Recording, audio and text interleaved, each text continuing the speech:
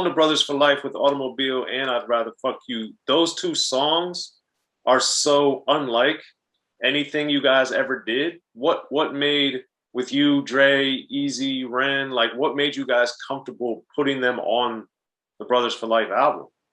I guess because we grew up on production, it just, I don't know. That's a good one. I mean, yeah, they was totally different. Well, the few of them that was totally different from us. I mean, Approach the Danger, that was a totally different song. It just like these songs were just, I guess that what made that album so unique compared to the first album. It's just, we had songs, especially them two songs, that were just so left field for us, but they was pretty good songs though. Wow. I'm just thinking about the song. I haven't heard these songs so long. I'm like, wow, there was some pretty good songs, but they was different from our style a little bit. But it was still in our, like if we had a closet of songs, it was still in the closet, but it was far deep in the closet. Yeah, it was over in the corner over there. Yeah. Yeah, because as a fan listening to it, after listening to you guys and Eazy-E and D.O.C, just everything that Ruthless had put out, to hear that in the middle of it all, I was just like, wait a minute. What is, what? It was very, very shocking. Yeah. But with you guys, since N.W.A, from talking to basically everyone in the group except E over the years, multiple times, all of you guys have always told me that you never really aimed to be so political. But yeah. For you, when you did hear some of the political stuff, you really on both albums and 100 Miles and Running, what, like, did it make you reflect? Did you think like, wow, when you were recording it, like, man, they really came with it? Like, what were you thinking of? I mean, because we're not a political group. I mean, I think there's some of the statements we made wasn't really political, was more I can't think of the word, but more like a statement from us, just like the Police song. It wasn't trying to be political, it was just saying something that people have been wanting to do all their life. For a long time, people wanted to point a finger at the cop. Back then, you didn't do it. Nowadays, they up in their face doing it, But that's what I'm saying. The more of the stuff we say, I don't consider them political. I consider them more like statements. This is how we feel. This is just how it is. Not saying, this ruled or this vote or we vote. We never vote. None of us voted. So we wasn't into all that, but we were just into how we was treated in the ghetto or something. Any ghetto. It ain't just Compton. It's any ghetto. Right. And with Brothers for Life being you guys' last album, you talk about in your book, Straight Outta Compton, My Untold Story, that when Dre called you and he said, I'm gone, you coming? But that's all he said. So take us back. What happened? Like, what were you thinking? You didn't understand? Like, what was going on? I can tell you I remember like it was yesterday. It was like 8:30 in the morning. That's early for Dre to call. So 8:30 in the morning, it's a girl in my bed, which I didn't do anything with. So I'm already upset. And he called me. I was like, he said, I'm gone. And I'm like, okay, I'm thinking in my mind, gone where? What? He said, yeah, I'm gone. Are you coming? And that was kind of it. And it took until 2019, November, at his house when I gave him the answer. It took all that time. And the thing was, I didn't have an answer. I didn't answer. Yes, I should have went with him. But he is nothing. We good too. So I guess kind of get me caught up was I didn't answer. So I was just caught in the net. I'm good with both sides. I ain't got nothing against both, just like, so he waited till 2019. He asked me that, but I couldn't tell him over the phone. I had to tell him in person. And it was just like, I just told him I was naive, young. I really didn't know he was talking about. When he told me at the time, I didn't know he was talking about really leaving. I didn't know what he was talking about until later on. He told me Dre's gone. I'm like, that's what he was talking, you know. But I'm like, but by then it's too late. I didn't have an answer, so I got caught in red tape. Mm-hmm. And I know we have talked about this over the years, but I think it'd be good for you to explain it now. Break down like your role with High Power Productions and Dre's. Like, what did you guys each focus on to bring to the table collectively for production? Well, when we started, well, we wasn't high powered then. The wrecking crew, we just did everything together. And then when we got to the Ruthless and started doing all that, we just did everything in the studio. Dre would be on the machine. I'd be on the board. And then, okay, I got to go over there and program all the machines because we use, you know, 2 or 3 drum machines at once. Then we got the sequencer, we got the keyboard. You know, we had to program all that and get it all in sync. And then recording voices, the lyrics, he take a verse, I take a verse. So, and then E part, oh my God, nobody wants to do him because we know it's punch, punch, punch, punch, punch. So we just did everything together. I mean, and we were so in sync that we really didn't have to talk. We just knew, okay, the beat is finished. Let me run over there. This is finished. Okay, let me go program. You know, we was that dynamic duo, Batman and Robin, you know. It was just, wow, it just unique how we was, you know. It wasn't no ego trip, no ego. Oh, I came up with all of it. It was nothing like that. It was just, we was even. We was partners, you know, just this is what we do. This is how we've been doing it. Right. And you talk about in Straight Outta Compton, my untold story about there were never arguments or anything, but you could feel the group was kind of going in their different ways. What made you feel that and what was happening? Well, especially on the last album, but even when Cube left, there was no arguments, there was no discussion. Cube just didn't sign the contract. Everybody else did. You know, me, 75,000.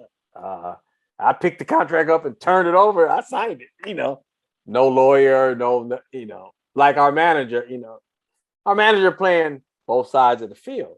20% from the group, 20% from the label. That is un-American. You know, you ain't supposed to do that. But we really didn't know that. But even to the last album, there was no arguments, but I could feel something's not right, you know, because we kind of usually when we was mixing the last album, we'd spend a week or we'd spend a good time on mixing the album. We did the first half of the album back then when you could tell the difference in the sound by side A and side B. The first half was normal, but when we got to the B side, we kind of rushed it. You know, we almost mixed it in a day.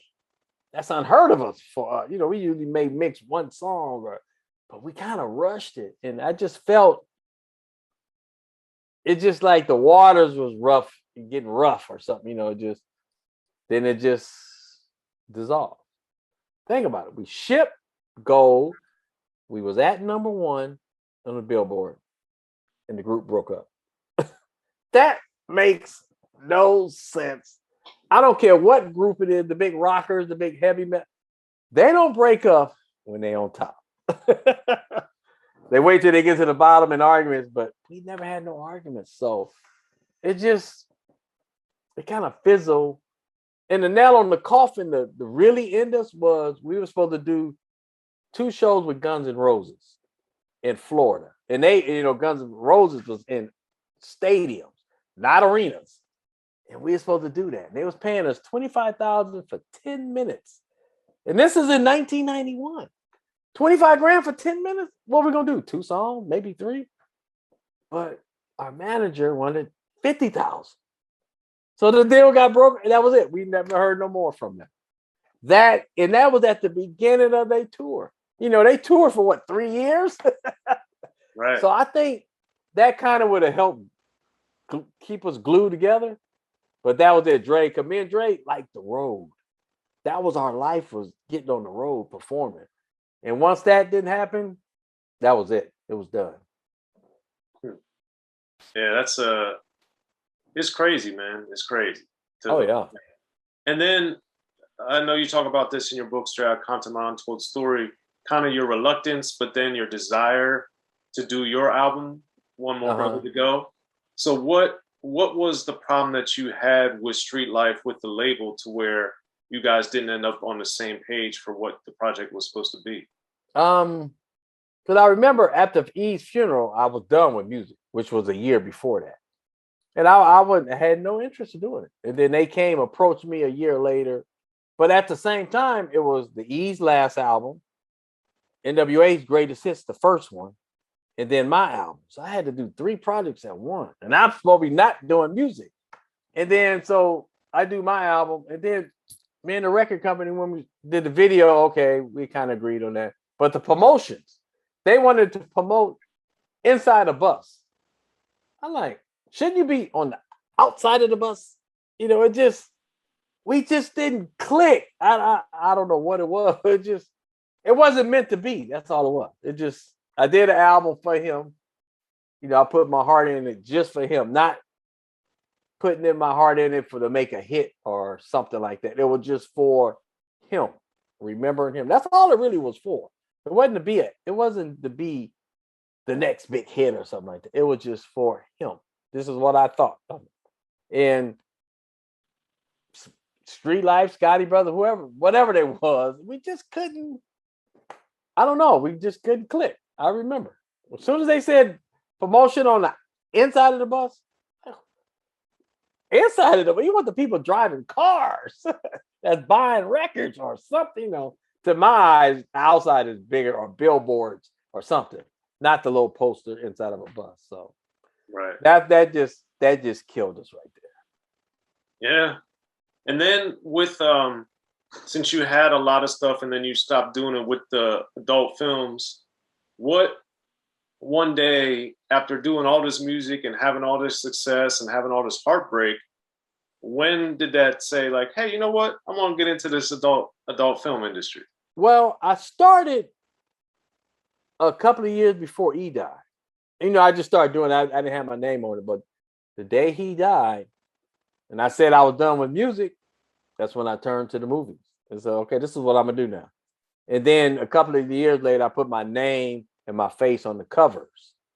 But I mean, 15 years I did that. 350 movies or more or something like that. So but I went into it as like doing albums, production. Because I went and bought all the equipment.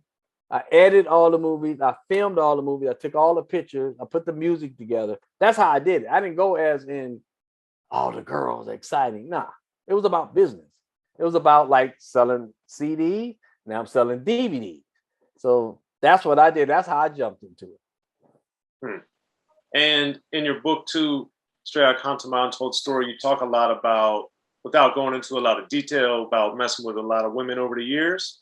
So how were you able to keep the professional making movies with all these girls versus, man, I'm trying to get a girl? I didn't say it wasn't no French benefits now. I would be lying. Yes, there was some French benefits, but I just focused just like a record. It's just, this is what it is. That's just like, if I had to go produce Michael Jackson or something, I ain't gonna go in there, oh, Michael, no, I'm going there. Okay, this is what we need to do. These are the lyrics, bam, bam, bam. You just go in there professional. This is what we do. I'm not here to play. I'm here to work. So I kept it very professional at times. At times.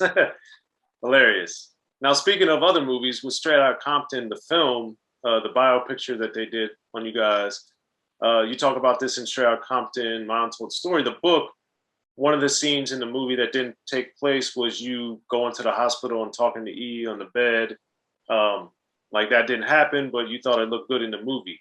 So you also talk about the fact that around 60 to 70% of the movie's right, but the rest of it is.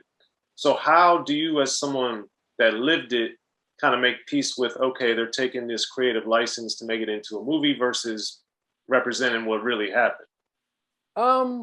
Well, they try to compact all them years into 2 hours and 25 minutes or whatever it is.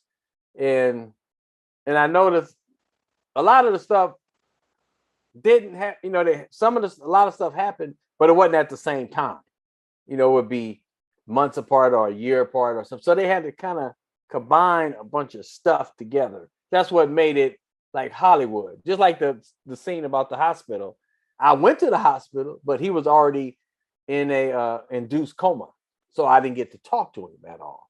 So, you know, they kind of took some stuff and just made it, you know, and then like the Detroit, we got ran off the stage for real, but we didn't get arrested. We got a $150 citation.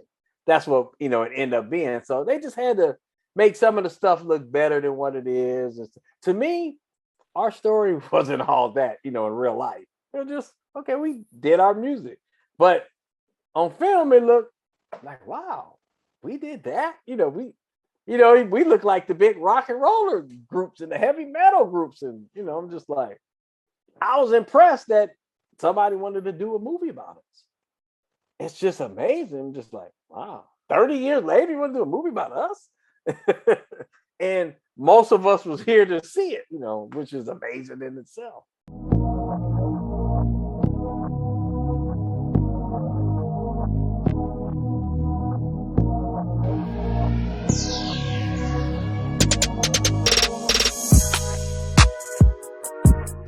Be sure to check out the History of Gangster Rap by Soren Baker. He's official. History of Gangster Rap features exclusive interviews with Ice-T, Snoop Dogg, MC Ren, the D.O.C, and dozens of others. The History of Gangster Rap, a definitive look at how Los Angeles changed rap forever. In Los Angeles, the streets definitely set the tone of the hip-hop music. At 19, I got a $50,000 car. My whole angle always was, I'll be street, but I will always tell you the horrors that go along with this life. It would be penalties and casualties for just wearing the wrong color in somebody's neighborhood. And once gangster rap made it from the streets to the TV, the genre exploded. With Fab 5 on Your MTV Raps with N.W.A. Yo MTV, it just catapulted us from being local heroes to national gangbang rappers. The History of Gangster Rap discusses it all from 1980 up till today. It's always gonna be shit happening in the street.